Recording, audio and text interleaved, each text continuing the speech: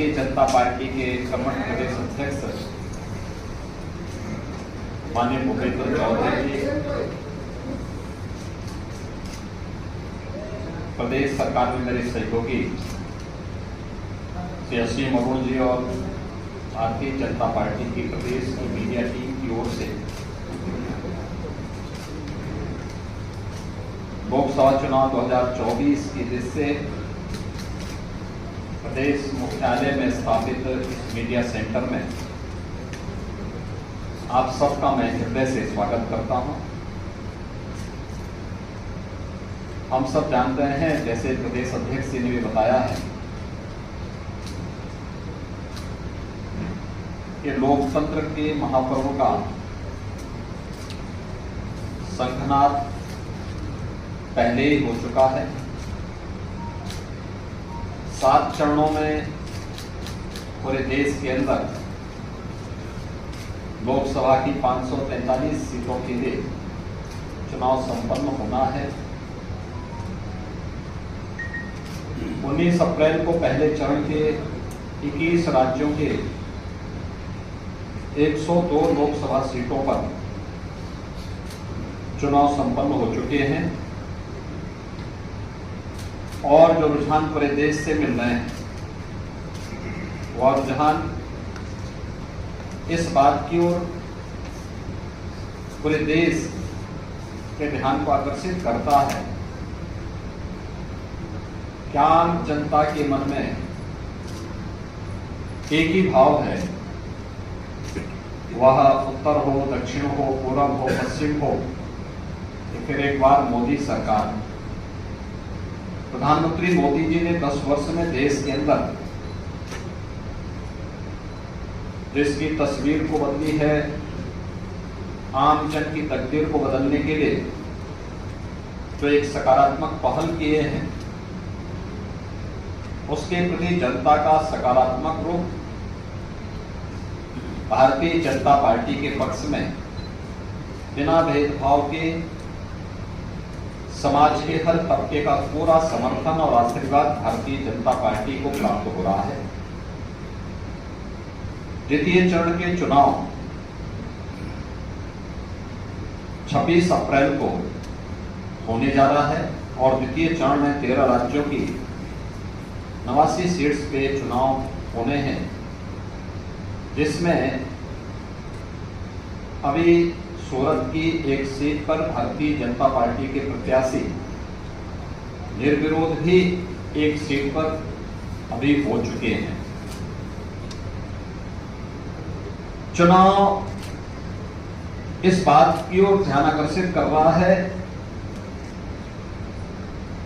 कि संभवतः पहला चुनाव देश का होगा। 18वीं लोकसभा का चुनाव है और अब तक के पहला चुनाव होगा जिसके परिणाम के बारे में पूरा देश आश्वस्त है। आश्वस्ति का भाव इस देश से, क्योंकि मोदी जी ने पिछले 10 वर्ष में देश के अंदर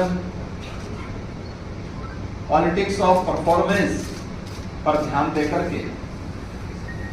पूरी जवाबदेही के साथ हर एक मोर्चे पर सर्वांगीण विकास के जिन लक्ष्यों को प्राप्त करने की दिशा में प्रयास प्रारंभ किए हैं, आज देश उसका लाभ प्राप्त कर रहा है। यह हर एक क्षेत्र में वैश्विक मंच पर भारत की प्रतिष्ठा का, 140 करोड़ भारतीयों के सम्मान का मामला हो, भारत की सुरक्षा को सुदृढ़ करने का हो, भारत की आंतरिक सुरक्षा, आतंकवाद, नक्सलवाद की समस्या को समाधान के लक्ष्य तक ले जाने का हो, या फिर देश के अंदर वर्ल्ड क्लास इंफ्रास्ट्रक्चर उपलब्ध करवाने का, highway, railway, metro, expressway, IIT, IIM, world class university, 1 district 1 medical college, हर घर नल की योजना, ये सभी कार्य पूरे देश के अंदर IIT, NIT, ये लंबी श्रृंखला है इनकी, जो प्रधानमंत्री मोदी जी के नेतृत्व में भारत ने पहली बार गवर्नमेंट परफॉर्मेंस के आधार पर भी कार्य कर सकती है,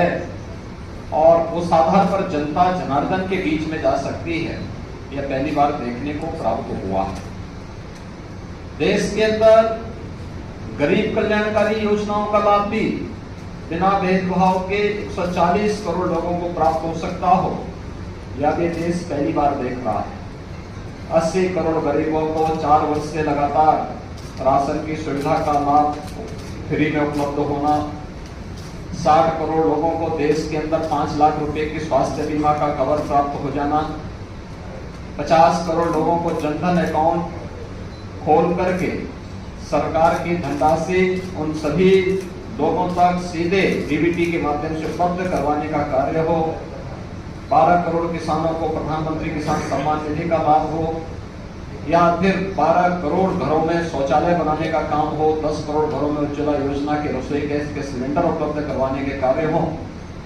4 करोड़ गरीबों के लिए मकान बनाने के कार्य हो, या 2.5 करोड़ गरीबों को एक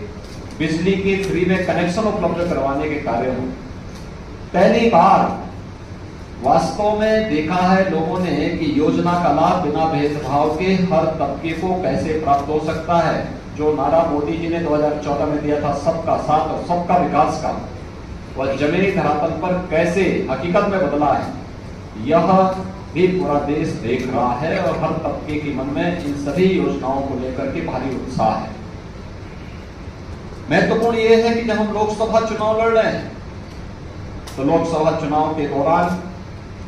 एक तरफ भारतीय जनता पार्टी ने अपना संकल्प पत्र जारी किया था। संकल्प पत्र की एक प्रति के साथ पिछली बार मैं भी आपके बीच में यहाँ पे आया था।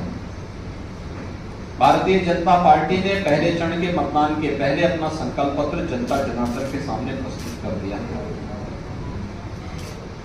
कांग्रेस ने भी अपना घोषणा पत्र जारी किया है। इंडी गठबंधन के अलग अलग दल भी अपने अपने घोषणा पत्र जारी किए हैं। मित्रों, इंडी गठबंधन और खासतौर पर कांग्रेस और उनके सहयोगी दलों की जो घोषणा पत्र हैं, घोषणा पत्र के विभिन्न प्रावधानों के खतरनाक इरादों की तरफ भी ध्यान आकर्षित करने के लिए आज हम सब जनता जनार्दन का ध्यान आकर्षित करना चाहते हैं। जनता जनार्दन का ध्यान, और खासतौर पर इन मुद्दों को लेकर के एक तरफ 1970 के दशक में तत्कालीन प्रधानमंत्री श्रीमती इंदिरा गांधी जी ने देश को गरीबी हटाओ का नारा दिया था। गरीबी नहीं हट पाई क्योंकि इस प्रकार के कार्यक्रम नहीं थे। उनके 19 सूत्री 20 सूत्री कार्यक्रम बनते थे, लेकिन वे फाइलों तक कैद होकर के रह जाते थे। शासन स्तर पर अगर किसी गरीब के लिए योजना का लाभ देने की बात होती थी तो वह कमीशन खोरी की भेड़ चढ़ जाती थी। योजना का लाभ चेहरा देख करके देने की जो प्रवृत्ति कांग्रेस ने उस समय प्रदान की थी, कमोवेश वही स्थिति हम लोगों को यूपीए सरकार के सामने और विभत्स रूप में देखने को मिला। आज का जो कांग्रेस इंडी गठबंधन से जुड़े हुए सहयोगी दलों के जो घोषणा पत्र जारी हुए हैं, उस घोषणा पत्र को देख करके हम कह सकते हैं, एक तरफ अपनी गरीब कल्याणकारी योजनाओं को लेकर के प्रधानमंत्री मोदी जी ने बिना भेदभाव के देश के अंदर हर तबके के लोगों के कल्याण के लिए, उनके उत्थान के लिए कार्य किया और 10 वर्ष में 25 करोड़ गरीबों को गरीबी रेखा से उभार करके उन्हें खुशहाल जीवन जीने के लिए आगे बढ़ाने में मदद की। और दूसरी तरफ कोई भी इस प्रकार के प्रमाण कांग्रेस या उसके सहयोगी दल नहीं दे सकते कि जिन्होंने देश के अंदर सर्वाधिक समय तक शासन किया, आखिर इतने लंबे समय तक शासन करके 65 वर्षों से अधिक समय तक देश के अंदर शासन करने के बावजूद उनका पॉलिटिक्स परफॉर्मेंस पर आधारित क्यों नहीं बन पाया था? क्यों इनकी योजनाएं पिक एंड चूज की थी? चेहरा देख करके योजनाओं का लाभ देने का कार्य क्यों? और खासतौर पर अब दादी के दिए गए नारे को पोते के द्वारा किस प्रकार से तोता रटंत की जा रही है कि हम एक झटके में गरीबी हटाएंगे, और गरीबी कैसे हटाएंगे इसका अगर आपको उनके घोषणा पत्र में देखना हो तो यह खतरनाक इरादा भी है और हास्यास्पद भी है। वो कह रहे हैं कि हम संपत्ति, लोगों की संपत्ति का सर्वे करवाएंगे और संपत्ति सर्वे करके फिर उस संपत्ति को अपने अनुसार फिर उसका बंदरबांट करेंगे। यानी पहले देश के संसाधनों पर लूटपाट। याद करिए, यूपीए सरकार के तत्कालीन प्रधानमंत्री डॉक्टर मनमोहन सिंह जी ने अपने एक अभिभाषण में इस बात का उल्लेख किया था कि देश के संसाधनों पर पहला अधिकार मुसलमानों का है। हमारा कहना है देश के अंदर भारतीय जनता पार्टी ने 4 जातियों की बात की। गरीब है, किसान है, युवा है और महिला है। इसमें किसी जाति की बात नहीं की है, किसी मत और मजहब की बात नहीं की है। जो गरीब है उसको शासन का हिस्सा मिलना चाहिए, युवा है उसके आजीविका की व्यवस्था होनी चाहिए, महिला है उसके स्वावलंबन के लिए कार्य किए जाने चाहिए, अन्नदाता किसान वह किसी भी जाति मत मजहब वर्ग का है उसको सम्मान मिलना चाहिए। ये भारतीय जनता पार्टी जहां इसकी बात करती है, वहीं कांग्रेस कहां से प्रारंभ कर रही है? वह संपत्ति का सर्वे करवाएगी, संपत्ति का सर्वे करके फिर उसका बंदरबांट करेगी। यानी अपनी पुरानी उस प्रवृत्ति में कहां लेके जा रहे हैं कि पहला अधिकार किसका है,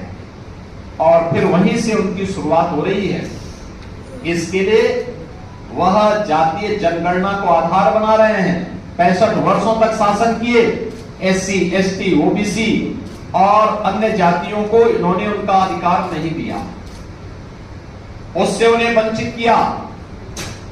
और याद करिए 2004 से 2014 के बीच के कांग्रेस के शासनकाल को, जब उन्होंने उस समय लक्षित हिंसा विधेयक लाने का कुत्सित प्रयास किया था, बहुसंख्यक समाज की भावनाओं को कुचलने के लिए, उनकी अभिव्यक्ति की स्वतंत्रता को दबाने के लिए एक कुत्सित प्रयास किया था। भारतीय जनता पार्टी के भारी विरोध के कारण वह उस विधेयक को पास नहीं कर पाए थे। भारत के प्रति इनकी मानसिकता क्या है? और इसके बाद इन्होंने अनुसूचित जाति, अनुसूचित जनजाति और पिछड़ी जाति के हकों पर डकैती डाल करके उनके आरक्षण में भी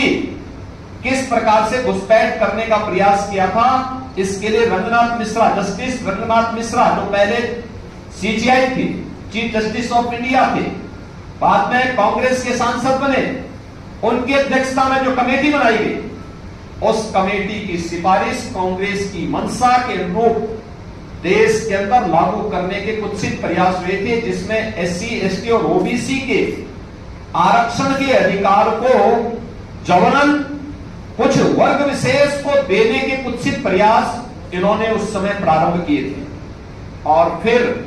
सच्चर कमेटी की रिपोर्ट में भी दलितों के, अनुसूचित जाति जनजाति के आरक्षण में घुसपैठ करके एक हिस्सा इसको भी मुस्लिम वर्ग को जबरन देने के कुत्सित प्रयास किए गए थे, जिसका उस समय भारी विरोध हुआ था। यानी कांग्रेस की मंशा क्या है? कांग्रेस की मंशा और इंडी गठबंधन का मंशा है अनुसूचित जाति, जनजाति और पिछड़ी जाति के अधिकारों पर डकैती डालना, और इसके लिए वे सरकार में आना चाहते हैं, इसके लिए जातीय जनगणना कराना चाहते हैं। इसके आधार पर समाज को, पहले जातीय जनगणना के आधार पर बहुसंख्यक समाज को आपस, सामाजिक ताने बाने को छिन्न भिन्न करने का प्रयास करेंगे, आपस में विभाजित करेंगे, और फिर उसके बाद उनके आरक्षण के अधिकार में जबरन उसका बंदरबांट करने का काम भी इनके द्वारा करने का प्रयास होने जा रहा है। और यह एक खतरनाक इरादा इनके द्वारा अपने इस जो है घोषणा पत्र में इनके द्वारा करने का कुत्सित प्रयास प्रारंभ हुआ है। हम सब इस बात को जानते हैं कि कांग्रेस की मंशा हमेशा सत्ता एक प्रकारेण सत्ता प्राप्त करनी रही है। वे देश की कीमत पे सत्ता चाहते हैं और देश की कीमत पर उन्हें सत्ता चाहिए। इसके लिए महिलाओं पर बर्बर अत्याचार करने वाली तालिबानी प्रवृत्ति को भारत के अंदर लागू करना चाहते हैं। यानी व्यक्तिगत कानून को कांग्रेस सत्ता में आने के बाद लागू करने की बात करती है। यानी 3 तलाकी को प्रथा से भारतीय जनता पार्टी की मोदी जी के नेतृत्व की सरकार ने देश की आधी आबादी को इस कुप्रथा से मुक्त किया, उससे स्वतंत्रता दी। कांग्रेस उसका समर्थन करती है। यानी व्यक्तिगत कानून देश के अंदर हम कहते हैं 2 प्रधान 2 विधान 2 निशान नहीं कर सकते। इसके लिए 1953 में डॉक्टर श्यामा प्रसाद मुखर्जी जी ने अपना बलिदान दिया था। लेकिन कांग्रेस देश के अंदर व्यक्तिगत कानून लागू करके सरिया कानून लागू करना चाहती है, तालिबानी विध्वंस का समर्थन करना चाहती है। और ये जो कांग्रेस की मंशा है या इंडी गठबंधन की मंशा है या आधी आबादी का अपमान तो करती ही है, एक खतरनाक इरादे की ओर भी देश का ध्यान आकर्षित करती है। ये जो 2-3 कुछ ये जो महत्वपूर्ण जो देश के सुरक्षा से जुड़े हुए, देश की संप्रभुता से जुड़े हुए, आधी आबादी की गरिमा से जुड़े हुए महत्वपूर्ण मुद्दे हैं, उनमें कांग्रेस की मंशा स्पष्ट उजागर होती है कि उनका इरादा देश के प्रति अच्छा नहीं है। वे एक प्रकारेण अपने उस पुराने डीएनए के अनुसार फिर से कार्य करने का प्रयास कर रहे हैं, जिसके कारण 1947 में देश का विभाजन हुआ था, जिसके कारण देश लगातार आतंकवाद, उग्रवाद और अलगाववाद की चपेट में आया था,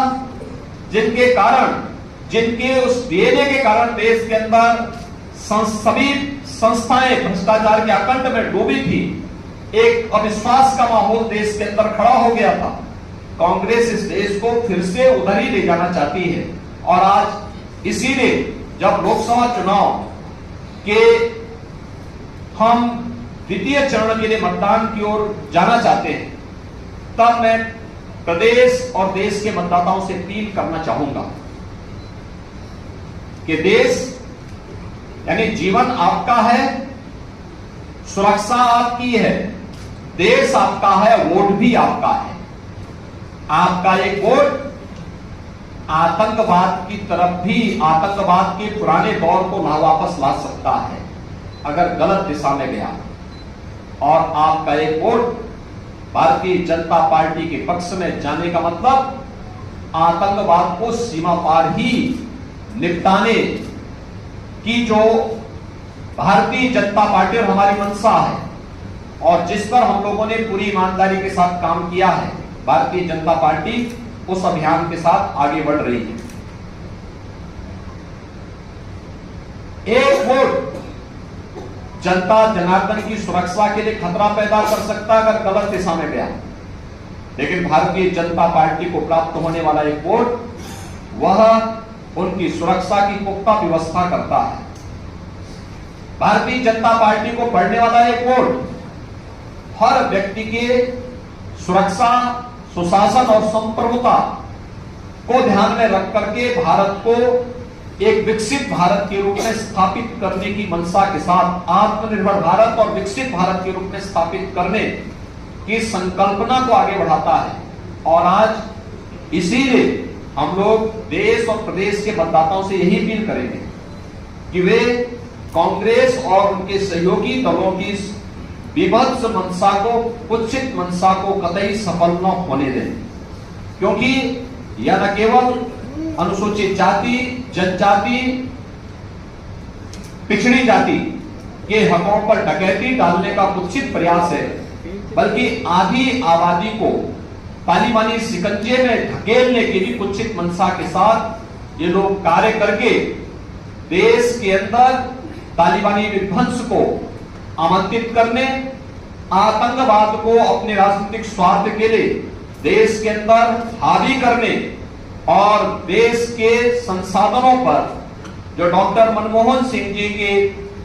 वक्तव्य रहा है, उस वक्तव्य के अनुरूप देश के अंदर देश के संसाधनों पर एक वर्ग विशेष को हावी करने की कुत्सित मंशा के साथ कांग्रेस कार्य करना चाहती है, जिसको हर मतदाता को जिसके प्रति सतर्क और सावधान रह करके किसी भी प्रकार के उस दुष्ट प्रवृत्ति को नहीं पनपने देना चाहिए, जो समाज में वैमनस्यता पैदा करे, राष्ट्रीय एकता और अखंडता को चुनौती देने वाला बनता हो, भारत की आत्मनिर्भर भारत और विकसित भारत की संकल्पना में बैरियर का कार्य करता हो। हमें उस प्रकार की किसी भी प्रवृत्ति को आगे नहीं बढ़ने देना चाहिए और इसके लिए मतदाताओं ने जब तक 2014, 2017, 2019 और 2022 में प्रधानमंत्री मोदी जी के कार्यों को लेकर, उनके पॉलिटिक्स और परफॉर्मेंस को लेकर अब तक जो अपना आशीर्वाद दिया है, यही आशीर्वाद जनता जनार्दन का मोदी जी के प्रति और भारतीय जनता पार्टी के प्रत्याशियों के प्रति बना रहेगा। यह हमें पूरा विश्वास है और कांग्रेस को उसके घोषणा पत्र और उसके मंशा के अनुरूप पूरी तरह कांग्रेस और इंडी गठबंधन को खारिज करने का कार्य भी देश का मतदाता करेगा। अब इसमें कोई संदेह नहीं है। धन्यवाद।